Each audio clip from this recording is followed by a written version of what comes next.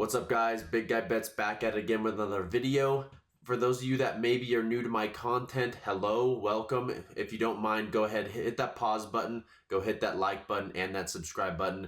It keeps me to keep on doing these videos, keeps on the algorithm for me to keep on moving in front of you guys' faces so that we can all connect and be able to take on the books for one, but also just learn new things about the college baseball gambling space, just the betting space in general. I want to be able to help you guys out and become more successful gamblers. So this is going to be an introductory video, not necessarily about gambling. So for those of you that maybe are more interested in the gambling content, that is definitely all over my channel. Go ahead and check that out. But this specifically, if you're going to find this video, this is all about the college baseball bracket, okay?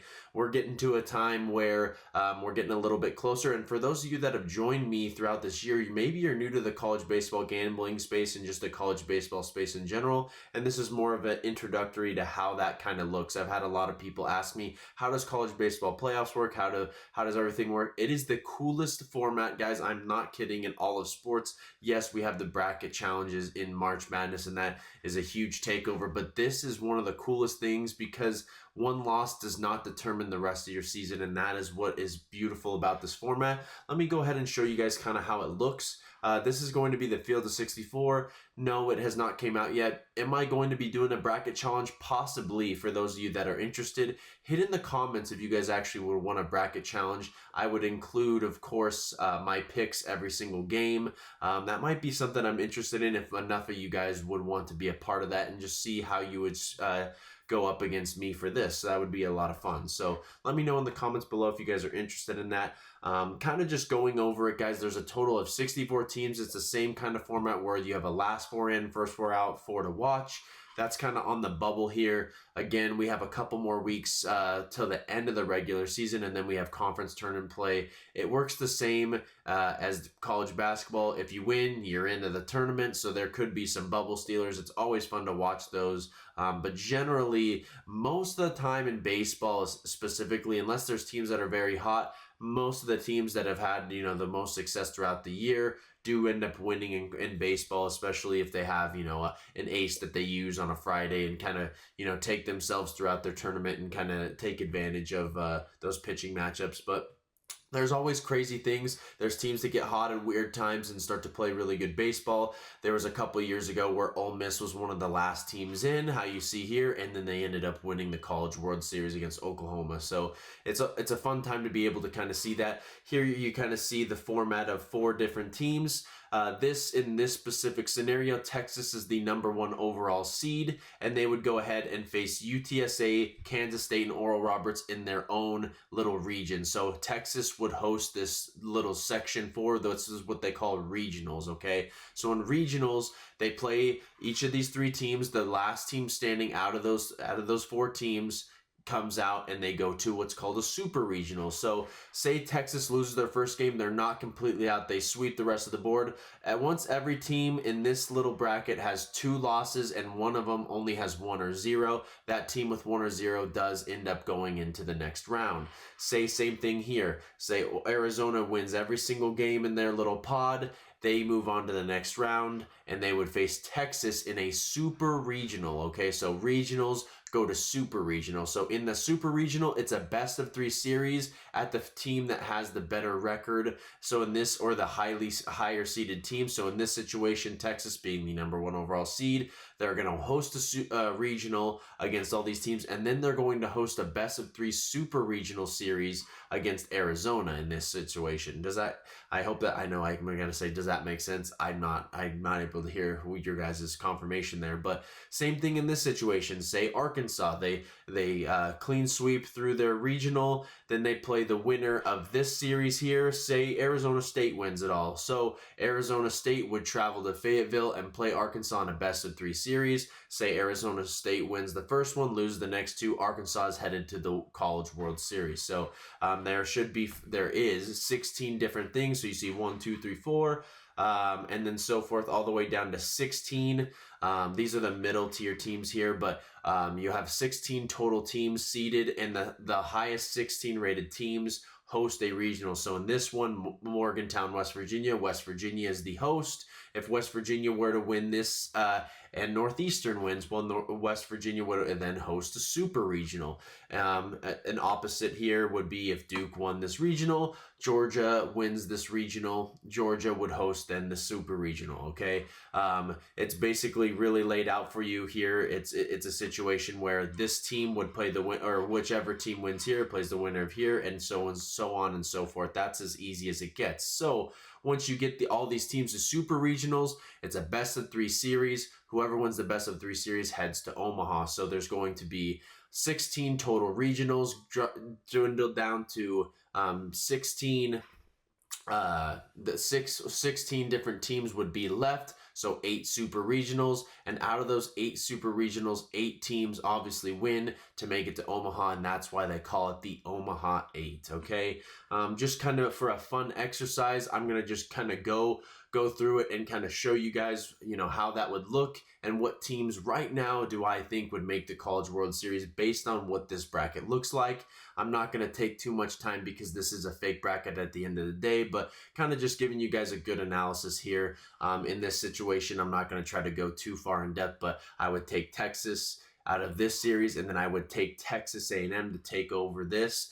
Texas A&M, I feel like, got a really bad draw on this one, ended up having to play Texas.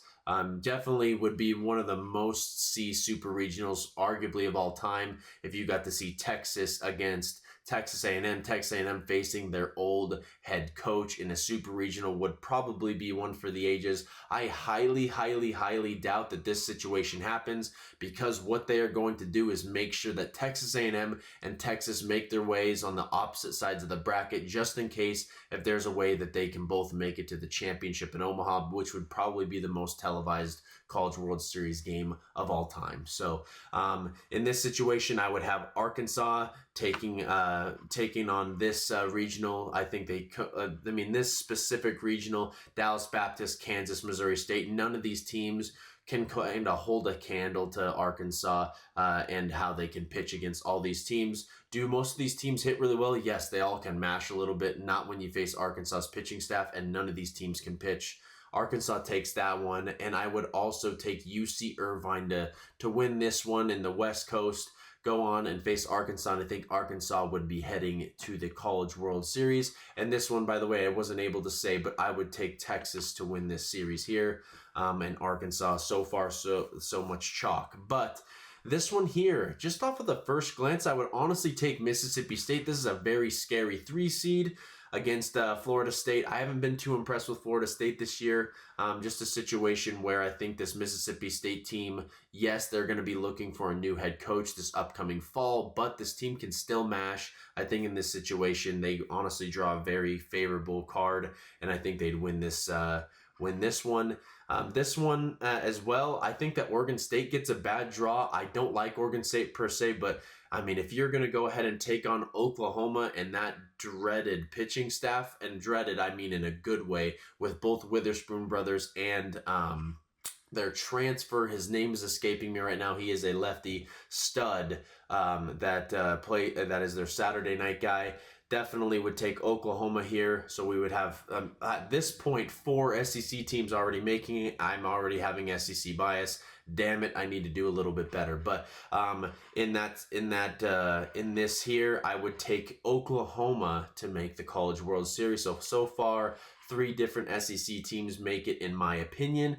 Here, LSU, pretty easy. Miami is playing really well right now, and honestly, Southeastern Louisiana is playing good baseball as well. Going into Baton Rouge, I think it'd be really fun to see Southeast Louisiana to get some fans here in Baton Rouge. I think that'd be a lot of fun to see. But at the end of the day, the 2-headed horse that they have is just too much to handle there. I think that they take over there. And then in this regional, TCU is a very viable opponent. Cal Poly also solid, but I'm going to go ahead and take Oregon here. And in this matchup, I would go ahead and take probably LSU. I hate to do it. Damn it, there's already 4 SEC teams in it. I need to chill out. LSU makes it. So far, 4 teams, Oklahoma, LSU, Arkansas, and Texas, all making it to the College World Series. Please have me not choose any SEC teams left. In this series, tough. I mean, anytime that Georgia's at home is very scary. I would probably have to take Georgia here. I don't want to, but I kind of have to in this specific situation because Georgia plays so well at home. And if they get in a situation where they are the team that is hosting a super regional, it is scary because you cannot beat these guys at home. But they are awful, awful on the road. In this one, kind of tough. I'm not that impressed with West Virginia necessarily as a host here. Kentucky has a pretty decent team, nothing like too crazy. I cannot pick another SEC team for the sake of this exercise. So for the sake of the exercise, I would take Duke here. Duke to face Georgia in a weird matchup. Yes, Georgia's going to be the host here, but I cannot bring it to my life to put another SEC team in. So we're going to go ahead and take the Duke Blue Devils to go to the College World Series. I hope this doesn't happen because truthfully, I don't want to see either one of those in there. I don't really like either one of those teams. Georgia, yes, they are fun, but Dan, they are going to get trounced in Omaha. They cannot play anywhere but home. So, this series, a lot of fun. Florida definitely getting, this is the hard, I feel so bad when I first looked at this. Coastal Carolina facing an NC State, Florida, and High Point. This is just brutal. High Point, an amazing team this year, has a great team. Really impressed with them so far. Florida getting hot at the right time, per usual. Sully has that team rocking and rolling, but Coastal has had a very good year. They are going to be playing the series at home, this regional at home. It is so hard to. I can't take SEC. We're going to go ahead and take Coastal there. Coastal is going to play against, and I think Auburn got a really good draw here. I'm going to go ahead and take Auburn in here, and I will take Auburn probably to reach Omaha. That would be 5 SEC teams. Now I am done with SEC for the rest of the remainder of this experiment.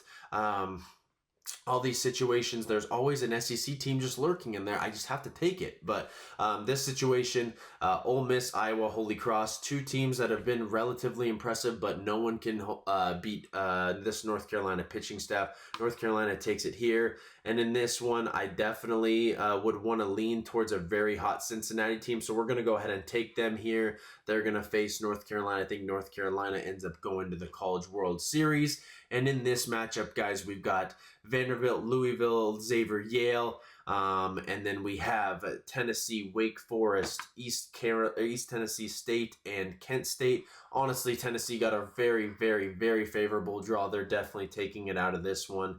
And I would probably have to take Louisville here. I did just watch Louisville play pretty well against Vandy on the road. But Vandy at home, especially if they save J.D. Thompson in this game, which who knows. But if Louisville kind of gets hot at the right time, I think they could take it. But honestly, in this experiment, do I want to take Tennessee? No. But do I think they probably make it? Yes. So at this point, that would be 6 SEC teams. They got to do something different here, but I know the SEC is going to get 13 or 14 teams, so the odds of them getting a lot into the College World Series is definitely very favorable. Do I think that they have 4 teams at least in the College World Series this year? Yeah. I mean, I could see them right here in this experiment, I have them going 6. But that's kind of how that this works, guys, is kind of just going through it all. There is a regional, and then there's a super best of 3 series. It's kind of just your best dudes against their best dudes, and then you go to the College World Series in Omaha, which is where I will be. So if you guys are going to the College World Series, go ahead and put in the comments. We'll have to meet up. I would love to chat ball with you guys, but I am going to go to the College World Series. It's a great opportunity for content. It's a great opportunity for great baseball. I'd love to go every single year. I love the College Baseball World Series. There's no one that loves college baseball more than me. But that's kind of this video, guys. I hope you enjoyed kind of learning how that goes. I would love to just show you guys real fast what it kind of looks like in previous years, just so that you can kind of see. Let's go ahead and check 2024 NCAA bracket. Baseball. Let's just show you, just so that you're able to see. Same kind of thing, guys, as you can see. 4 different teams. Then you have your super regional there in Knoxville, however it works there. you know how they were the number 1 overall seed, kind of just dwindled down, and they ended up being the national champions. I had them 25-1, by the way. If you do want my College World Series winner, you're going to have to go to Winnable and ask for it. But I have hit the last 2 College World Series winners. I do have one in there that I do love, and for those of you in VIP that know, you know, we're really excited about it. It's been a great season. We're going to keep on rolling. But and then they have 4 different little bracket pools out of the 4 team 2 bracket pool things. How you see here, it's basically same thing, double elimination. Whenever you lose 2 games, you're out. The remaining team out of this pool of 4 makes it to the College World Series championship game, and in the College World Series championship, it is a best of 3 series. Again, it is just beautiful because you get an opportunity. Baseball is unlike any other. You can win one day playing your best and then lose the next day because of pitching matchups and everything. It is an amazing format. I love it. It makes me so happy to watch. But thank you guys for joining this video. I hope you guys all enjoyed this one. Do I think a lot of people will end up watching this whole thing? Probably not, but I hope you guys did gain some insight of how it works. I appreciate you all. Love you all. We'll see you in the next video. Peace.